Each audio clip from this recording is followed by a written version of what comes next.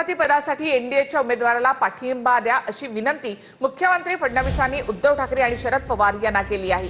यावर आम्हाला एनडीएच्या उमेदवाराला पाठिंबा देता येणार नाही असं उत्तर शरद पवार यांनी दिलं। दरम्यान ज्यांचा पक्ष फोडला त्यांच्याकडेच पाठिंबा का मागताय असा सवाल संजय राऊतांनी केलाय। मुख्यमंत्री देवेंद्र फडणवीसांनी उद्धव ठाकरे आणि शरद पवारांना फोन केलाय। उपराष्ट्रपती पदाच्या निवडणुकीमध्ये एनडीएच्या उमेदवाराला पाठिंबा द्यावा अशी विनंती फडणवीसांनी ठाकरे आणि पवारांना केली आहे।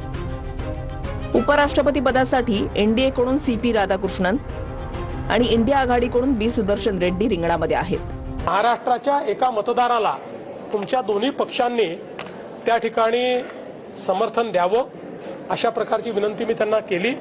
त्यांनी मला बोलताना उद्धवजींनी सांगितलं की आम्ही सगळ्यांची चर्चा करू। अशा फोनकडे आम्ही एक शिष्टाचार म्हणून पाहतो। शिवसेना आणि शिवसेना पक्षप्रमुख उद्धव ठाकरे यांनी विरोधी पक्षाचे संयुक्त उमेदवार सुदर्शन रेड्डी यांना पूर्ण पाठिंबा जाहीर केलेला आहे। जो पक्ष तुम्ही फोडलात हिंदू हृदय सम्राट बाळासाहेब ठाकरेंचा किंवा माननीय शरद पवार साहेबांचा जो पक्ष तुम्ही अशा पद्धतीनं संविधानाच्या विरोधात जाऊन फोडलात, आमदार खासदार 50-50 कोटीला विकत घेतलेत देवेंद्र फडणवीस आणि त्यांच्या लोकांनी, आणि तुम्ही त्याच पक्षाकडे मतं मागताय। फडणवीसांनी शरद पवारांनाही फोन करून पाठिंबा देण्याची विनंती केली, मात्र सीपी राधाकृष्णन आपल्या विचारांचे नाहीत, त्यामुळे त्यांना पाठिंबा देता येणार नाही असं फडणवीसांना सांगितल्याचं शरद पवारांनी म्हटलंय।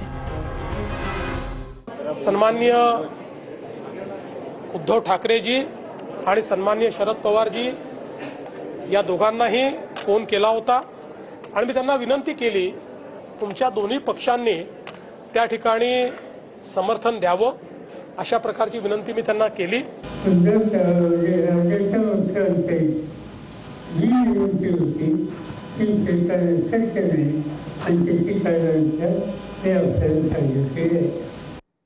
भटक्या कुत्र्यांना निवारा केंद्रामध्ये टाकण्याच्या निर्णयाला सुप्रीम कोर्टाने स्थगिती दिली आहे। नसबंदी करून निवारा केंद्रातील सर्व कुत्र्यांना सोडा असे आदेश सुप्रीम कोर्टाने दिले आहेत, तर सार्वजनिक ठिकाणी कुत्र्यांना खाऊ खाण्यावर बंदी घालण्यात आली आहे। त्यांच्यासाठी वेगळी सोय केली जाणार आहे।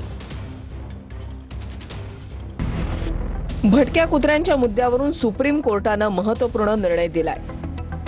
सुप्रीम कोर्टाचा हा आदेश देशभरात लागू राहणार आहे। ज्या कुत्र्यांना पकडलं गेलंय अशा कुत्र्यांचं लसीकरण आणि नसबंदी करून सोडण्यात यावं। जे कुत्रे आक्रमक आहेत त्यांना शेल्टर होममध्ये ठेवण्यात यावं। जे कुत्रे रेबीज संक्रमित आहेत त्यांनाही कैदेमध्ये ठेवले जाणार। कुत्र्यांना सार्वजनिक ठिकाणी खाद्य देण्यास मनाई। भटक्या कुत्र्यांना खाद्य देण्यास पालिकेनं वेगळी जागा बनवावी। सार्वजनिक ठिकाणी कुत्र्यांना खाऊ घालणाऱ्या व्यक्तीच्या विरोधात कारवाई केली जाणार। फीडिंग झोन तयार करण्यासाठी एनजीओंना 25,000 दिले जाणार। श्वानप्रेमी कुत्रे दत्तक घेण्यासाठी अर्ज करू शकतात। एकदा दत्तक घेतलेल्या कुत्र्याला पुन्हा रस्त्यावर सोडता येणार नाही। देशभरात भटक्या कुत्र्यांची समस्या जिथे आहे तिथे हे निकष लागू असतील। आकडेवारीनुसार 2024 मध्ये देशभरात 37 लाख लोकांना कुत्रा चावल्याच्या घटना घडल्या। कुत्रे चावल्यानंतर 57 लोक मरण पावल्याची ही घटना घडली आहे। कुत्रा चावल्याच्या सर्वाधिक घटना देशभरात महाराष्ट्रात झाल्या। 2024 मध्ये महाराष्ट्रामध्ये 4,80,000 कुत्रा चावल्याच्या घटना घडल्यात। पहले बताया जाए कि आक्रामक कुत्ता होता क्या है, और अभी तो उनको बोर्ड्स भी लगाने पड़ेंगे कि ये खिलाने वाली जगह है। ये तो सबसे अच्छी बात है। तर मतदार याद्यांसंदर्भात आमचा अभ्यास सुरू आहे। येत्या 2 ते 3 आठवड्यामध्ये निवडणूक आयोगाला पुरावे देणार अशी माहिती शरद पवार यांनी दिली आहे। राहुल गांधींनी मतचोरीचा आरोप करत प्रेझेंटेशन केल्यानंतर आता पवारांच्या राष्ट्रवादीकडून सुद्धा पुराव्यांची जमवाजमव सुरू झाली आहे।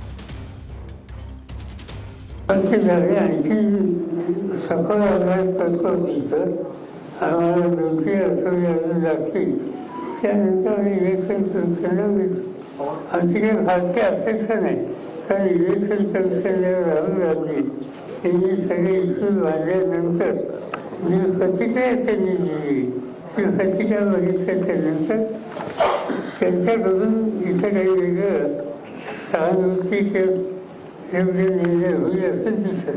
पुन्हा पुन्हा सांगतात सॉफ्टवेअर द्या, राहुल गांधींनी स्वच्छ सांगितलं की भाजपच्या सभासद ही शपथ घेतलेली आहे आणि ती काही वेगळी असेल. पृथ्वीराज चव्हाण यांच्या कुटुंबातील सदस्यांचे अनेक ठिकाणी बोगस मतदान भाजप पदाधिकाऱ्यांनी घेतलेल्या पत्रकार परिषदेमध्ये हा आरोप करण्यात आलाय. पृथ्वीराज चव्हाण काँग्रेसच्या बोगस मतदान संशोधन समितीचे अध्यक्ष आहेत. पदाधिकारी मोहन जाधव आणि धनाजी पाटलांचे हा आरोप आहेत. पृथ्वीराज चव्हाणांचे पुतणे इंद्रजित चव्हाणांनी 3 वेळा नाव नोंदणी केल्याचा देखील आरोप आहे. महाराष्ट्राचे माजी मुख्यमंत्री पृथ्वीराज चव्हाण साहेब यांच्या कराड येथील निवासस्थानावरती साधारण 15 लोकांची मतदार नोंदणी आहे. त्या ठिकाणी असणाऱ्या मतापैकी 9 मतदार हे त्यांचे निकटवर्ती आहेत, त्यांचे कुटुंबीय आहेत. यांची अनेक ठिकाणी 2 ठिकाणी काहींची 3 ठिकाणी त्यांची नावं त्या ठिकाणी आम्हाला आढळून आलेली आहेत. तर राहुल गांधींनी वोट चोरीचं कंत्राट घेतलेलं आहे हे स्पष्ट होतंय. असं त्यांचेच लोक वोट चोरी करतायत हे लक्षात आलंय असा आरोप मुख्यमंत्री देवेंद्र फडणवीसांनी केला. तर मतदार यादीमध्ये घोळ असल्याचं फडणवीसांनी मान्य केलं.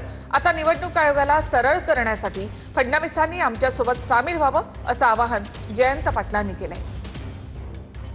अतुल बाबा भोसलेंनी या ठिकाणी जे सत्य समोर आणलेलं आहे त्यातनं खरे वोट चोर कोण आहेत हे आता स्पष्ट झालेलं आहे.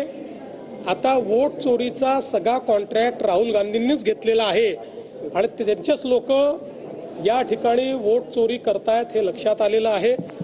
आणि मला असं वाटतं की आता याचं उत्तर राहुल गांधींनी दिलं पाहिजे.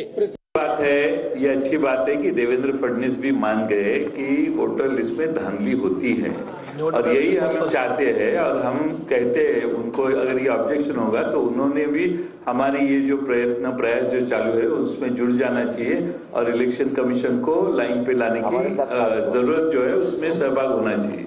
माळी समाजाबद्दल केलेल्या वक्तव्यामुळे ओबीसी आंदोलक लक्ष्मण हाके वादात सापडलीत. ओबीसींचं नेतृत्व धनगर समाजाकडे चाललेलं आहे. हे माळी समाजाचं दुखणं आहे असं हाके व्हिडिओमध्ये म्हणताना दिसत आहेत. तर व्हिडिओमध्ये मी आहे मात्र त्यातला आवाज माझा नाही असं हाकेंनी म्हटलंय.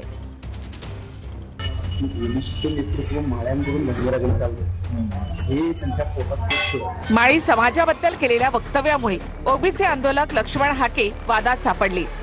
ओबीसींचं नेतृत्व धनगर समाजाकडे चाललंय हे माळी समाजाचं दुखणं आहे असं हाके व्हिडिओमध्ये म्हणताना दिसतंय. हाकेंचे एकेकाळचे सहकारी नवनाथ वाघमारे यांनी यावर आक्षेप घेत हाकेंचा निषेध केला. नेतृत्व माळ्यांकडून धनगराकडे चाललंय हे त्यांच्या पोटात पोरं देऊन काय ती कामाची नाही ती बाकी कुठला कार्यकर्ता दुसऱ्यांवरून गेला नाही तरी गेला नाही. मग आता काय करायचं. लक्ष्मण हाके यांची माळी समाजाविषयी असणारी खतखत त्यांनी त्याच्यातून ती बाहेर पडलेली.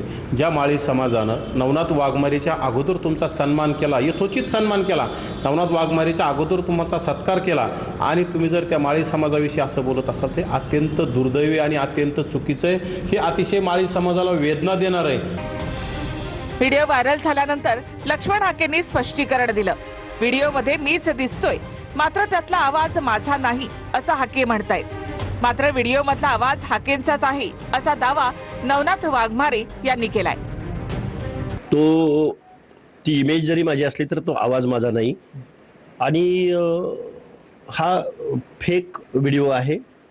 ओबीसी चळवळीमध्ये फूट पाडणं, ओबीसी मधल्या मेजर ज्या काही 4-5 जाती महाराष्ट्रामध्ये आहेत त्यांच्यामध्ये फूट पडल्याशिवाय आपली भूमिका पुढे जाणार नाही ही विरोधकांना याची जाणीव आहे. नक्कीच ते वास्तवातच घडलेलं आहे. परंतु हाकेंना माहीत नसेल त्यांचा व्हिडिओ तो कोणी काढला.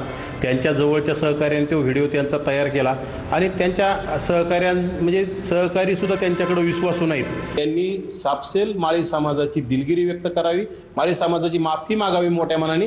माळी समाज सुद्धा खोट मोठ्या मनाचा आहे, तुम्हाला माफ सुद्धा करल.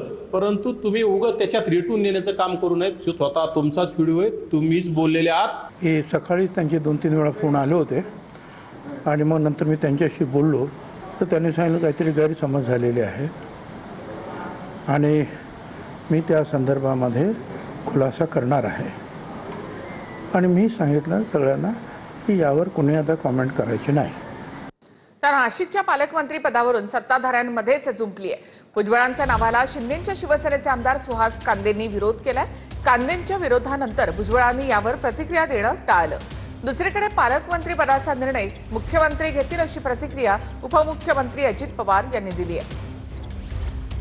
रायगडला एक आमदार असताना अजित पवार आग्रही असतात, मात्र आमच्याकडे 7 आहेत. मला रायगडचं नाही माहिती, परंतु माझा स्वतःचा भुजबळ साहेबांना वैयक्तिक विरोध आहे, राष्ट्रवादीच्या आमदारांचा विरोध आहे, बीजेपीच्या आमदारांचा विरोध आहे. सुहास कांदे देखील असं म्हटले की छगन भुजबळांना पालकमंत्री करण्याला माझा विरोध आहे आणि जिल्ह्यामध्ये 7 राष्ट्रवादीचे आमदार असले तरी त्यांच्यासोबत एकही आमदार नाही, ते एकटेच आहेत, अशा पद्धतीची टीका केली. मला या संदर्भात काही बोलायचं नाही. No comments. ज्यावेळेस आमच्या राज्याच्या मुख्यमंत्र्यांना वाटेल की आता आपण नाशिकचं आणि रायगडचं पालकमंत्रीपद जाहीर करावं, हा त्यांचा अधिकार आहे, तुमचा पण नाही, माझा पण नाही. मत असतं ते आपले मत व्यक्त करतात, परंतु ते मत व्यक्त जरी केलं तर अंतिम निर्णय हा मुख्यमंत्री महोदयांचा आहे. पाहिजे लवकर, हे माझे म्हणणं आहे. लवकर झाला पाहिजे काहीतरी निर्णय, जो व्हायचा असेल तो होईल, पण तो निर्णय लवकर झाला पाहिजे. माननीय मुख्यमंत्री महोदय आहेत, आमचे दोन्ही उपमुख्यमंत्री महोदय आहेत, ते या बाबतीमध्ये चर्चा करत आहेत. लवकरचा निर्णय होईल. गणपतीच्या आधी होईल. आता ते का गणपतीच्या आधी होईल का दुर्गोत्सवाच्या आधी होईल ते आता काही सांगता येत नाही. पण आता शेवटी काही प्रशासकीय अडचणी असतील, काही आमच्या आपसातल्या अडचणी असतील, पण त्यामुळे मला वाटतं 2च ठिकाणी रायगड आणि नाशिक हे 2च पालकमंत्रीपद राहिलेले आहेत. लवकरच तो तिढा सुटेल. शेतकऱ्यांच्या कर्जमाफीच्या मुद्द्यावरून अजित पवारांनी युटर्न घेतलाय. राष्ट्रवादीच्या जाहीरनाम्यामधल्या कर्जमाफीचं आश्वासन नाही असं म्हणणारे अजित पवार आता कर्जमाफी योग्य वेळी करू असं म्हणाले. दरम्यान अहिल्यानगरमध्ये कर्जबाजारीपणाला कंटाळून एका शेतकऱ्यानं आत्महत्या केली. कर्जमाफीची वाट पाहत होतो, पण आता आत्मविश्वास संपलाय असं हा शेतकरी व्हिडिओमध्ये म्हणतोय. शेतकऱ्यांच्या कर्जमाफीच्या मुद्द्यावरून अजित पवारांनी युटर्न घेतलाय. राष्ट्रवादीच्या जाहीरनाम्यामधल्या कर्जमाफीचं आश्वासन नाही असं म्हणणारे अजित पवार आता कर्जमाफी योग्य वेळी करू असं म्हणतायत. देण्याच्या संदर्भात नाही म्हणलेलंच नाही, लगेच देऊ म्हटलेलं नव्हतं. माझं एक उदाहरण दाखवा जाहीरनामा. मला एकच मिनिट, मला वाद घालू नका, मला जाहीरनामा दाखवा. योग्य वेळ आल्यावर ते आम्ही सांगू ना. जाहीरनाम्यामध्ये ते होतं. आमच्या लाडक्या बहिणीचं आमचं काम चाललेलं आहे. एकंदरीत राज्यकारभार करत असताना सगळ्या गोष्टीचा विचार करून पुढे पावलं उचलायची असतात, परंतु आमच्या मुख्यमंत्र्यांनी सांगितलेलं आहे, उपमुख्यमंत्र्यांनी सांगितलेलं आहे, मी सांगतोय की योग्य वेळ आल्यावर आम्ही ते करू. एकीकडे शेतकरी कर्जमाफीची चर्चा सुरू असताना दुसरीकडे अहिल्यानगर जिल्ह्यामध्ये शेतकऱ्यांना कर्जबाजारीपणातून आत्महत्या केली. 45,000 कोटीचा भार लाडक्या बहिणींच्या निमित्तानं, त्या लाडक्या बहिणींमध्ये अनेक बहिणी त्या आमच्या लहान शेतकऱ्यांच्या घरातले असतात, त्याच्यामुळे त्यांना पण तिथं मदत होते. अशा वेगवेगळ्या पद्धतीनं मदत करण्याचं काम आमचं चाललेलं आहे. आत्महत्या करेपर्यंत टोकाचं पाऊल कुठल्याच शेतकऱ्यांनी किंवा बहिराजांनी उचलू नये. ज्यांनी कर्ज उचललं आहे तो आत्महत्येकडे निघालेला आहे, अशा व्यक्तीचं सर्वेक्षण करून कर्जमाफी केली पाहिजे. याकरताही आपण पुढे काम करण्याचा प्रयत्न करतो आहे. माननीय देवेंद्र फडणवीसजींनी याकरता एक समिती तयार केली, त्याचेही काम चालू झालेलं आहे.